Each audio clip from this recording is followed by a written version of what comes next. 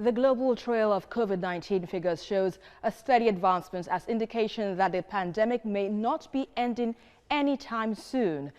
As of today, the global tally of infections now stands at 27.9,904,000 persons have died from the COVID-related complications, while the total number of recoveries is put at 18.8 million. The United States remains the most impacted country in the world with 6.3 million cases. India follows with 4.4 million, and third on the list is Brazil with 4.1 million. While Russia infection cases total is still over 1 million. Peru is fifth on the list with cases numbering more than 696,000. This is COVID-19 Myths and Facts. Welcome on board.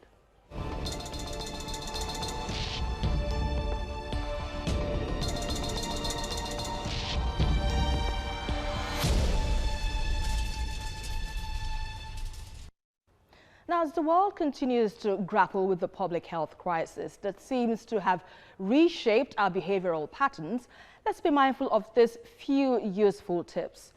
Don't share personal items, and don't share personal items like phones, makeup, and combs.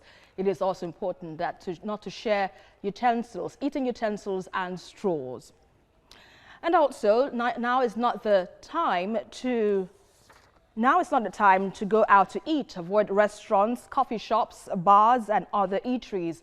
The virus can be transmitted through food, utensils, dishes, and cups. It may also be temporarily airborne from other people in the venue.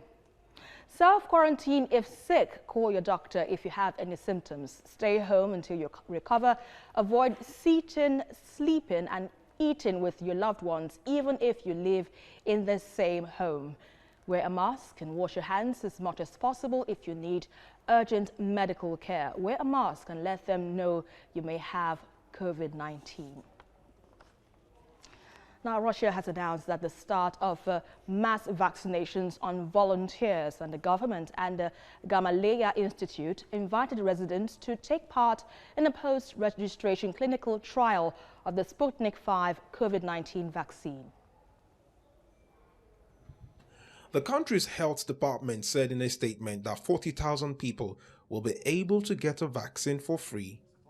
Last week, some Russian medics tested the first COVID-19 vaccine developed by Gamaleya Institute. We studied this virus. We have learned how to treat it. But of course, we waited for the vaccine to appear, because a vaccine is needed to completely defeat the virus. As a doctor, I got this vaccine jab, and I can say one thing: I have not experienced any side effect. This is the same seasonal flu vaccine that we actually do every year. Russia said it expects to produce between 1.5 million and 2 million doses per month of its potential vaccine by the end of the year, gradually increasing production to 6 million doses a month. 26 scientists, most of them working at universities in Italy, have signed an open letter questioning the reliability of the data presented in the early-stage trial results of the Russian vaccine named Sputnik V. The scientists said they saw patterns in the data that looked highly unlikely, but the Gamaleya Institute, which developed the vaccine, has rejected the criticism. Meanwhile, Russia is also developing a second coronavirus vaccine. Well, doctors continue to learn about the short-term and long-term effects of COVID-19 on the human body. And for some, it starts with the basic flu symptoms, but it could eventually affect the lungs, liver, kidney, and even the brain. Well, let's get more insights on this as I have joining me Professor Titus Ibekwe, an ENT consultant and also a public health professional. Good to have you on the program this evening, Professor. So now the surge of COVID-19 cases is still on the rise despite the various response mechanisms to contain the spread. Now, give us more insights into how the virus affects the human body when one gets infected. Thank you very much. It is so nice to be here again. COVID-19 is real, it's still here with us, and we should not think that it's yet to huru. although we're seeing some light at the end of the tunnel. Fine. Coronavirus, as we know, is not a new virus per se. For the past 50 years, it has been living with man. The coronavirus 1, which is responsible for most of the flu that suffered by human beings. And for over 100 years now, it has been identified among lower animals. It's just that the variant of this existing one, which is the coronavirus 2, took the world like a storm at the end of last year. And how does this usually happen when it enters into man? The port of entry remains the nose and the throat. Of course, the mucous membrane of the eyes. But the commonest remains the nose and the throat, because that's where major pathways for respiration, the upper respiratory tract, is built. When this organism gets into the nose, for instance, it is known that the special skin that lines the nose, that is the epithelium of the nose, there are two specialized forms. You have the respiratory epithelium and you have the olfactory epithelium. The olfactory epithelium is surrounded, just like an island, by the respiratory epithelium. And within this epithelia has a lot of binding sites or receptors for coronavirus 2, where you have angiotensin converting enzyme 2 and the surface transaminases. So once you get there, it binds there. And once this happens, chains of events and reactions starts.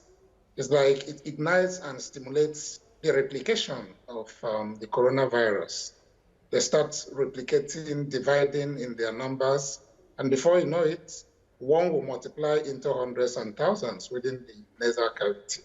And when this happens, they tend to colonize this respiratory epithelium and invade also the olfactory epithelium. The olfactory epithelium is responsible for detecting the sense of smell. So when they colonize the olfactory epithelium and causes some distortions within there, including inflammatory responses, the sense of smell is lost. And this is why this is one of the identified early symptoms of COVID-19. Right, point taken there with regards to the symptoms. Professor Ibekwe, apologies for breaking your flow of thoughts. Now, one of the symptoms, like you rightly mentioned, is loss of smell. And the scientists say shortness of breath, fever, body pains, and diarrhea are also part of the symptoms of COVID-19. But there are concerns that one person can recover in a week or two, while others would take a longer period. Tell us why this is so. No, absolutely right. You know, various individuals and their level of immune responses differ. So your immune competency is what actually determines how you're going to respond or react to this virus when you come in contact with it. Individuals whose immune levels are very high, which is usually very healthy young individuals. Such people, their system will tend to contain the virus. And in some of them, they may even be asymptomatic. They may not present with any symptom. That's why this loss of smell and taste is very important. So in such individuals, most of them, what will just present with loss of smell and taste. So the other acute symptoms like the fever, the shortness of breath, headache, generalized pains, and the rest of it will not be there because their system is able to handle it. Whereas those immunocompromised individuals and those people who have underlying illnesses, chronic illnesses such as diabetes, hypertension, malignancies like cancers, etc., which will tend to weigh them down, you know, the immune system. So such people are usually very susceptible, including the very elderly ones whose immune level are already in the decline, going down. So they tend to succumb so easily to the COVID-19 infection. And talking about immunity, Professor Ibekwe, apologies again. Talking about immunity now, do you think perhaps when one's chances are reduced in contracting the virus when his or her immunity is overblown, you know, in response to the COVID-19, for instance. Do you think perhaps one's overblown immunity can reduce or can cause or have more serious effects in handling the COVID-19 virus? I don't understand what you mean by overblown immunity. You know, in medicine, I'm not aware of anything like that. But in certain instances, you can have what we call adverse reactions. All right. So when your system is very sensitive, there could be hypersensitivity reactions. You react to certain things excessively in an exaggerated form. That's also going to be a problem on its own, because such individuals, you know, tend to also present negative results, you know, when you compare to those who just have very strong, good immune system. You know, so the immunity is plays a very key role in determining the level of response and reaction. That's why you have mild, you have moderate, you have very severe classes of this illness. And of course, we know that those that have mild illness and moderate illness, most of them recover, you know, without some very serious consequences. And that's a fine place to live it. I appreciate your insights. Well, I understand you have a lot to tell us, but we're cut off time. We cannot continue any further. Thank you very much, Professor Titus Ibekwe, for your insights on COVID-19 myths and facts. My pleasure. Thank you so much. And that's our package on today's edition of the program. Thank you for watching. Remember, whatever you do, stay informed and stay safe. Bye for now.